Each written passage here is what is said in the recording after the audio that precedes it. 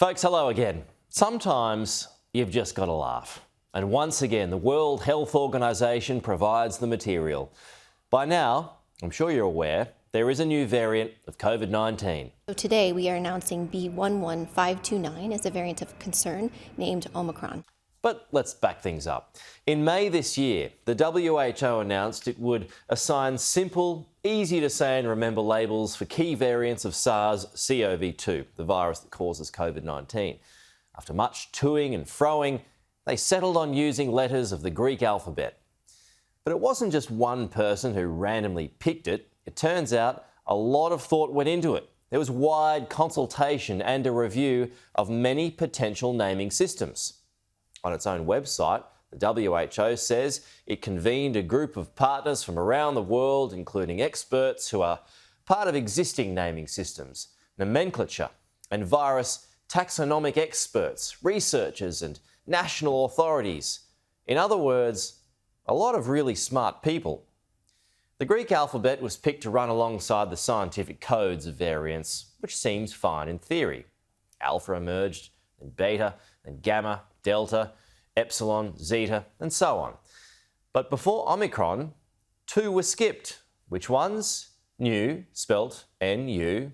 Apparently that was confusing when compared with N-E-W. So the next letter was Xi, spelt X-I. The name of the Chinese president, Xi Jinping. It's almost too good to be true. The irony was delicious. Xi could have been the new variant of COVID, which of course began in China. Now the bright sparks at the WHO thought that's just not a fight we want to get into, so skip that letter as well. The official line was it wanted to avoid stigmatising a region. I think we know the real reason why. Here's Professor of International Diplomacy, Joe Siracusa, with his thoughts.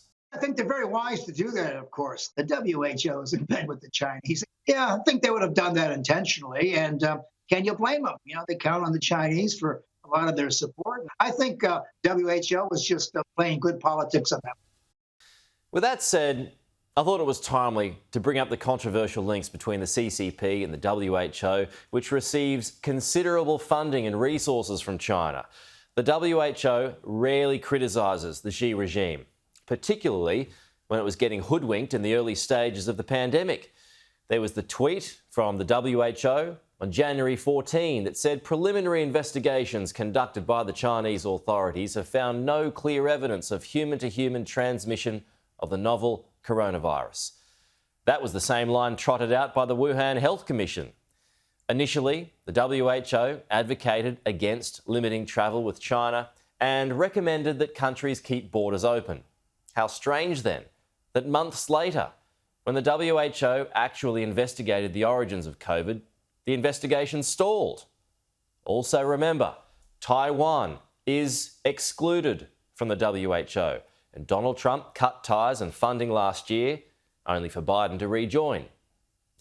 Look, there are many great things the WHO does, particularly in poorer nations. There are some brilliant and selfless people who work for it, but it doesn't help itself with its continued pandering to China, so much so that the world's preeminent global health institution has lost a great deal of respect and credibility under its current leadership. It can do much better. Thanks for watching, and to support this channel, please like, share and subscribe below. See you next week.